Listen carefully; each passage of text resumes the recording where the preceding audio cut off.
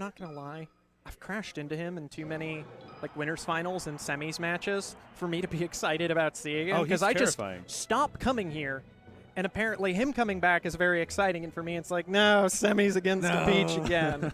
Help. That's what happens to ice climbers, man. You get that, that round 3 winners peach, and all of a sudden things get spooky. Yeah. All right.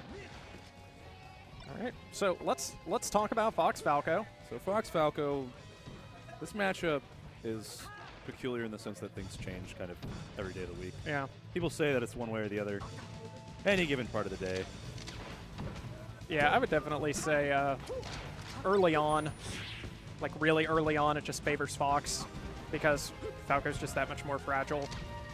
And since neither of them are getting big hits off of each other, whatever, later on as the Falco players start to develop their laser game more, Foxes have trouble like maneuvering around that and playing how they want. Kind of like that. Oh. Just getting locked in.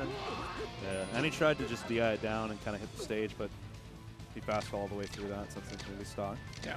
And then much higher level, it's honestly pretty 50-50.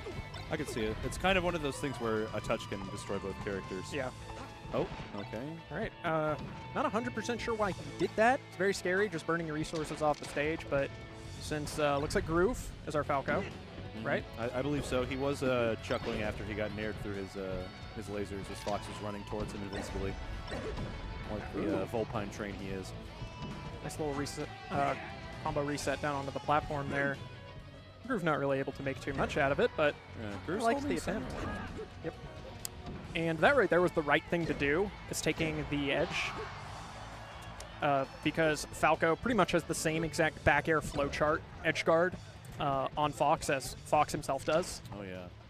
Like, between the two of them, it's pretty much back air city, rise so you land without any lag, so you can follow him if he moves around your back air, so you can back air him again and continue until he's dead. The flowchart just kind of keeps going, and it's honestly one of the more disgusting things in Melee. Yeah. It was actually good to get covered the roll setup in. I think Groove is finally catching up on himself and just finally realizing what he needs to do in the matchup. Also, Mahh2e's not moving all that well. It's just kind of feeling a little clunky. Yeah. And it's, what is it, round 1? It's round 1. You can afford to be a little sticky here. Yeah. Well, Falco, really good at disrupting your tech. For being such a tech-dependent character himself, he's very, very good at disrupting your expected timing on things because every Falco's going to be a tiny bit different. Oh. All right. All right. No 3 stock. Let's go. Game 2. He was like, I'm just going to just write this one off. It's good. All right. Counter picks. In this matchup, it feels like counter picks are a little bit awkward because most of the stages seem to benefit both of the characters rather well. Really, it's just personal preference. If I'm Fox, I'm thinking wider levels because the widest ones, Pokemon, FD, Dreamland, those ones will give you more up throw power. Yeah, up throw power, and you have a better vertical recovery anyhow. Plus, you can, since you can DI in between the platforms, Falco really relies on them in order to make his fast fall or death combos work. But he can't, he needs to be on the platforms or he needs to have none. So he can either training mode combo you on FD, or he staircases you with the platforms. It's nicer to have a wider stage that has platforms, if only because then nothing bad happens to you. He has to go up to the platform, then he can't chase you when you fall off of him. All right. Groove getting things started pretty nicely here. Mahh2e taking his time. Yeah. Ooh. Clean 36 off of that. Yeah, Groove's definitely getting the combos off a little bit harder right now. Yeah. Picks him up.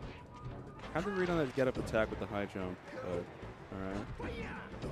Yep. Okay, there we go. That's that back air flow chart I'm talking about. You cover the low/mid option with it, and then you just react to where they go. Since you're able to do the ledge hop back air without even having to L cancel, yeah, you've pretty much got all the time in the world to track and follow them. Ooh.